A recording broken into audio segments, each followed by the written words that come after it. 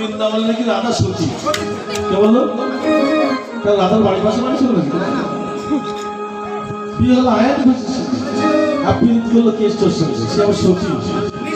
সতী গাছকে বোধা গাছকে শুনে নাও, ওই শাকের মধ্যে পুয়া মাছের মধ্যে নারীর মধ্যে পেটার মা পুরুষের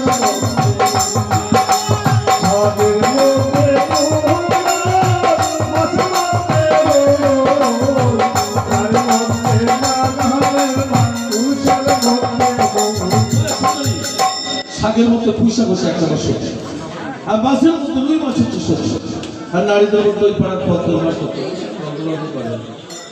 আর যত পুরুষ আছে তার মধ্যে একমাত্র আমি সত্যি। তাই হচ্ছে সত্যি বড়াই করো না, গোদা থাকার নিয়ম আছে। মেয়ে ছেলে যদি গোদা আড়া আসে গোদাকে বিয়ে করতে হয়, এই করে করে গোদার বাড়ি চার খাবো। আর তুমি এসছো স্বেচ্ছা রাজি হয়ে যাবো, রাজি না হলে গ্রামের লোকজন সব রাখবে। সতীকে অসতী করেছো, ভাষা দিয়েছে, সতী তোমাকে বন্দি করে যাচ্ছে। মন্দিরে থাকো, সতীকে যখন তুমি মা বলে যাবে তখনই তুমি উদ্ধার পাবে।